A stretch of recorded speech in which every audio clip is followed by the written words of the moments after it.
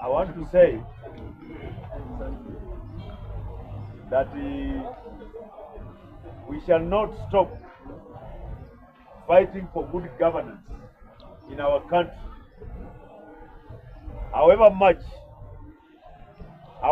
we are intimidated, however much we are threatened, however much we are abducted, however much some of us are killed, we shall not stop talking about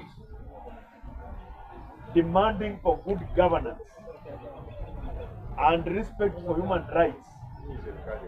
We shall not stop demanding for our rights. And President Ruto must stop applying the tactics of 1980s and 70s. He must know that he is dealing with a generation that is fearless, a generation that is enlightened, a generation of people who have gone to school and are unemployed. Imagine in our own country called Kenya, the only available job opportunities in the market for our young people who are graduating, the only available job opportunities is border and betting in our own country. It is very sad. Even our education system is an insult. Everything in this country has collapsed. Education is in shambles. Education is in shambles. We have people who have to graduate to grade 9, na ndio watu leo wanajenga manyumba za nyasi kama classrooms. The agricultural sector in this country has collapsed. The health sector has collapsed.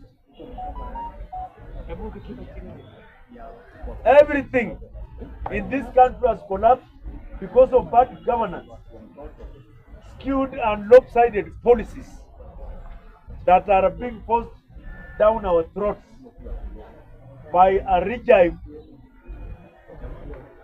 that is rudderless, clueless, and planless, and formless. We shall not stop. We shall not stop demanding for good governance, because we have the new constitution, 2010 constitution. The 2010 constitution, which is very much elaborate about human rights, the right to assemble, the right to free expression, freedom of expression, the right to belong to a political party of your choice. Ours is the most progressive constitution in the world. Yet,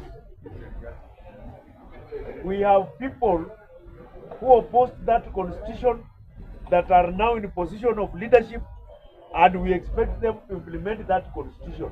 They will not implement it. For me personally, I will never be an accomplice to the dark and progressive moments of our history in this country. President Ruto has totally failed, and there is nothing he will do between now and 2027 to change the situation. If you are still hoping for something from him, I'm here to tell you to lower your hopes. There is nothing he will do. The only thing he will do,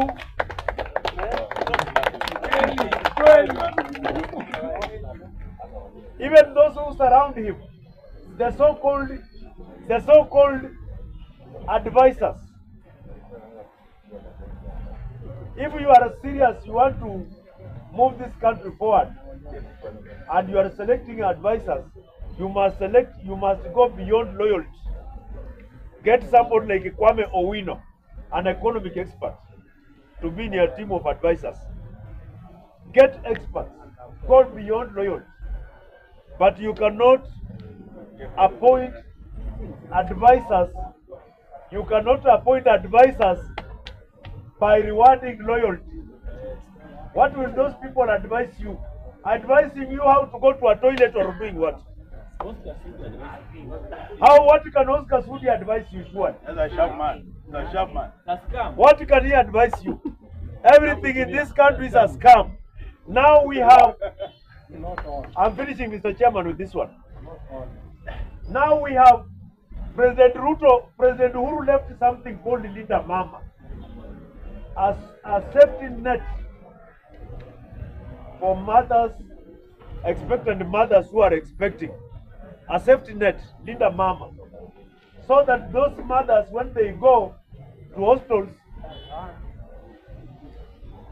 they can give birth for free without paying. The government pays for them. It was called Linda Mama. Now Ruto has replaced it with the Linda Ng'ombe. Linda Mama has been scrapped. Now we have what we call Linda Ng'ombe. Vaccination for cows instead of vaccination for human beings.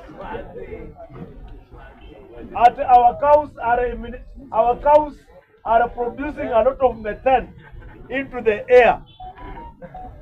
And so Bill Gates is coming here with vaccines. That demonic fellow called Bill Gates is coming here with vaccines to vaccinate our cows so that they cannot produce methane into the air, so that the methane will not combine with the oxygen to destroy the ozone layer. Ati ng'ombe zetu zinanyamba zinaharibu hewa. Ati inafaa tu vaccine. Our children today, newborn children, cannot get the BCG vaccine because it has been replaced by cow vaccine. Vaccine ya ng'ombe may replace vaccine ya watoto hospitalini. Ruto thinks cows are so much important than human beings. If he wants to vaccinate cows, let him vaccinate his own cows. For us, we want to vaccinate human beings, not cows. We don't want to vaccinate cows. We don't want Linda Ng'ombe. We want Linda Mama in this country.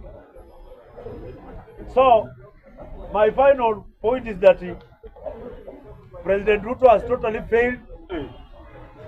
Totally failed.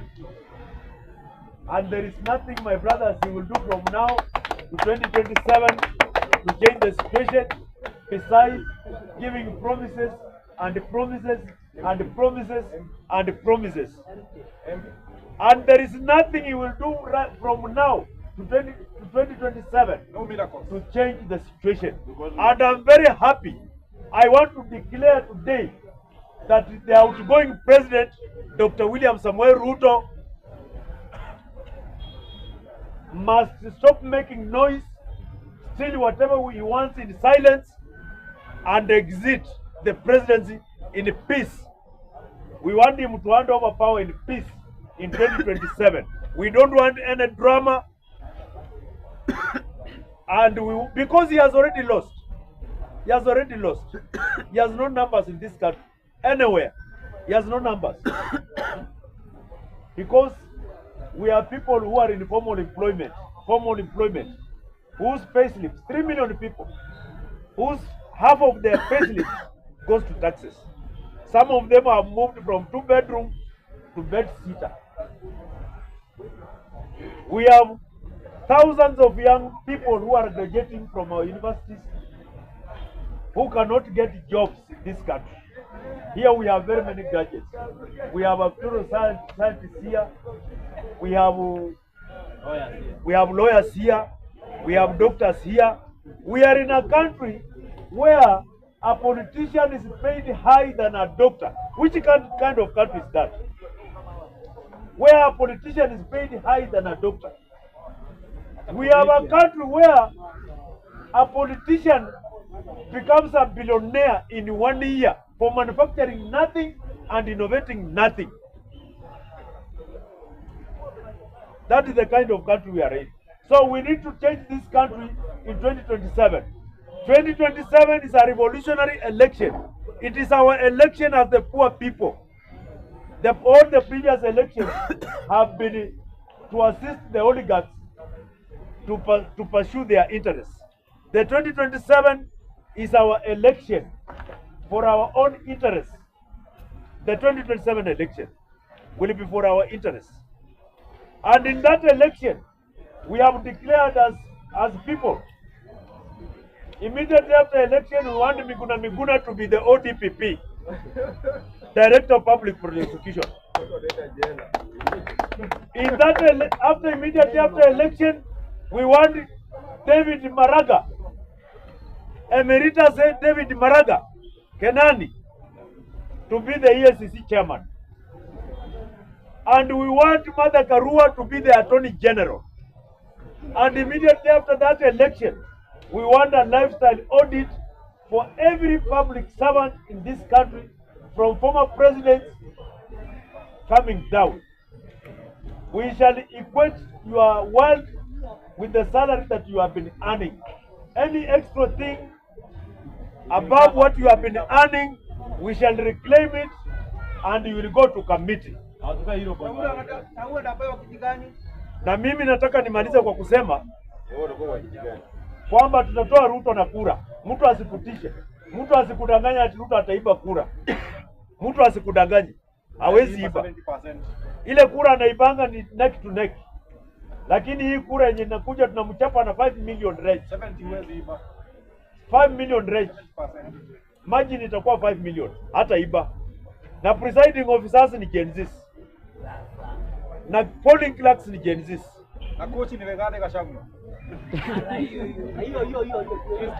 Na katika timu yetu tuko na Rigathi Gachagua. Katika timu yetu tuko na Luya Kingpin Natembea. Katika timu yetu tuko na Kalonzo Musyoka. Katika timu yetu tuko na nani? Rigathi Gachagua, Eugene Wamalwa. Katika timu yetu tuko na akina Jeremiah Kioni. Tuko na kina Morala Kebaso. Na hao wengine wote wako kwa timu yetu. Na Ruto afanye bidii, asanye hao watu wengine wote aweke pamoja. Aweke Uhuru ya kona, aweke Gideon hapo. Anachelewa, anachukua Gideon amweke hapo. Tunataka tuwashinde wote wakiwa pamoja. We want to drain the swamp. We want to drain the swamp and take all the hyenas and all the crocodiles home once and for all. Thank you so much.